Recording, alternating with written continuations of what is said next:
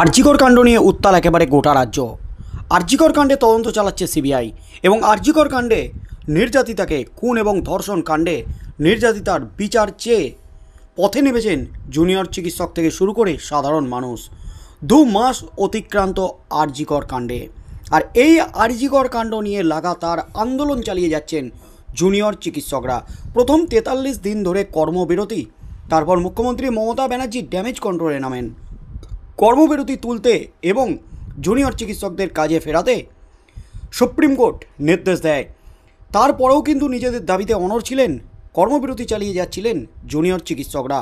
তবে জুনিয়র চিকিৎসকদের বিরুদ্ধে কোনো কড়া পদক্ষেপ না নিয়ে মুখ্যমন্ত্রী মমতা ব্যানার্জি তাদের সাথে আলোচনায় বসার বার্তা দেন।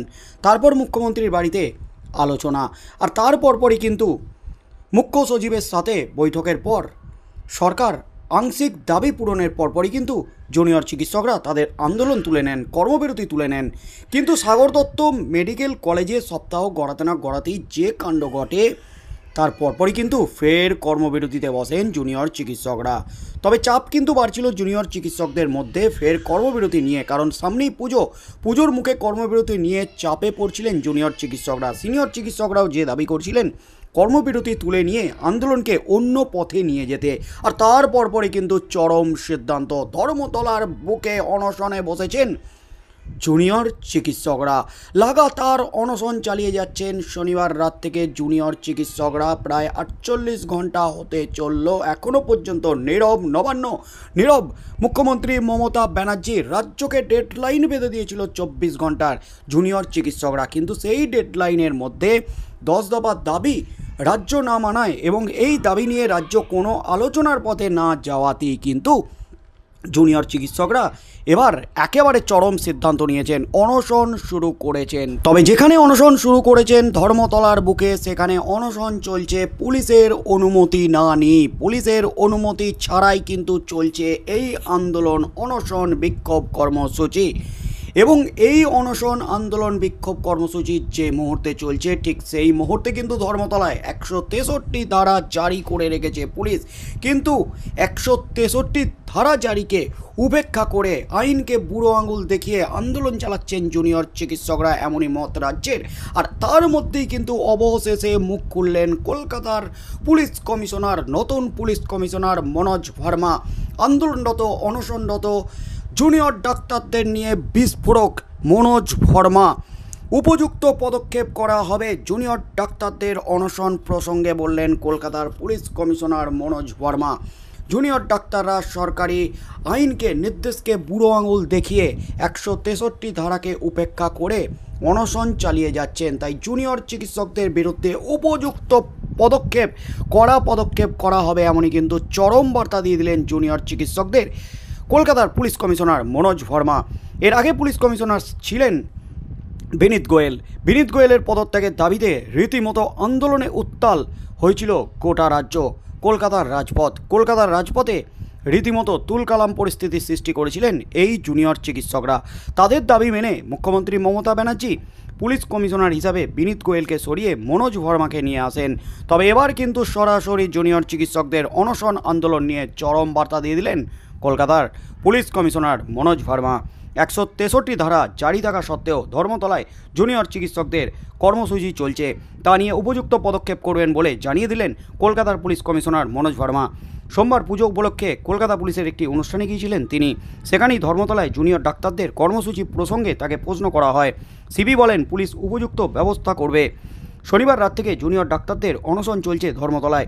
আরজিকর কাণ্ডের প্রতিবাদে বিচার এবং হাসপাতালে স্বাস্থ্যকর্মীদের নিরাপত্তা সহ 10 দফা দাবিতে আমরণ অনশনে বসেছেন 7 জন জুনিয়র চিকিৎসক।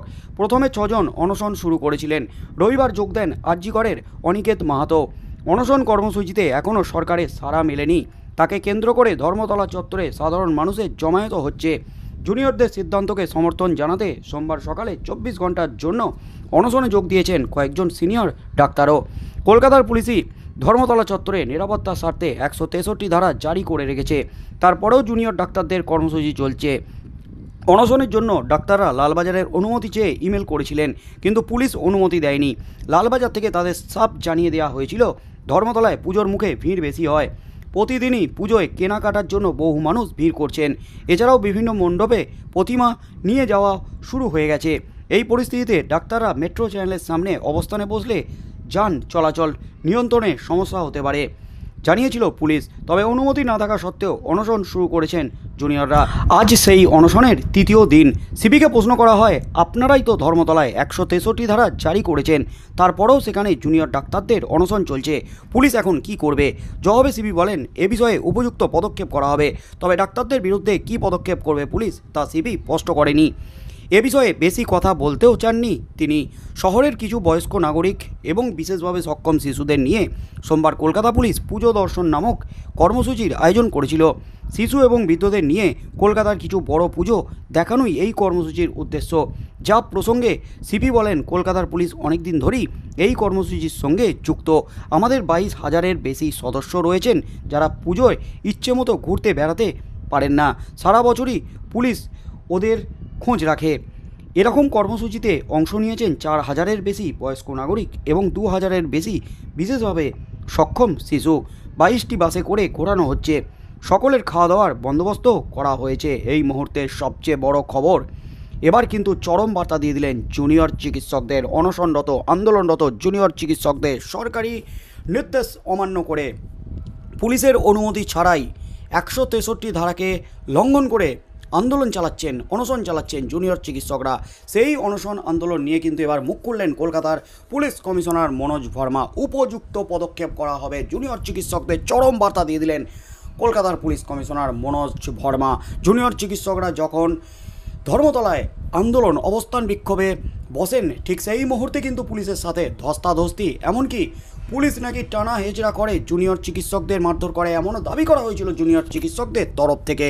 আর তার মধ্যেই কিন্তু এবার একেবারে ধর্মতলার বুকে অনশন আন্দোলন নিয়ে অবস্থান স্পষ্ট করে দিল কলকাতার পুলিশ কমিশনার, নতুন পুলিশ কমিশনার মনোজ ভার্মা। তিনি কিন্তু কড়া বার্তা দিয়ে দিলেন, এবার উপযুক্ত পদক্ষেপ করা হবে। তবে কি পদক্ষেপ করা হবে সে বিষয়ে কিন্তু মুখ খোলেননি এবার মুখ্যমন্ত্রী মমতা ব্যানার্জি। স্বয়ং পুলিশ মন্ত্রী তথা স্বাস্থ্যমন্ত্রী মমতা ব্যানার্জি তিনি কি পদক্ষেপ নেন, তিনি কি বার্তা দেন, এবং এই অনশন তুলতে পুজোর মুখে জুনিয়র চিকিৎসকদের এই অনশন তুলতে ফের কি তিনি অনশন মঞ্চে হাজির হবেন, ফের কি তাদের সাথে সমঝোতার বৈঠকে বসার বার্তা দেবেন, এবং তাদের যে 10টি দাবি সেই দাবি মেনে নিয়ে কি এবার অনশন ভাঙবেন মুখ্যমন্ত্রী মমতা ব্যানার্জি? কি হতে চলেছে আগামী দিনে?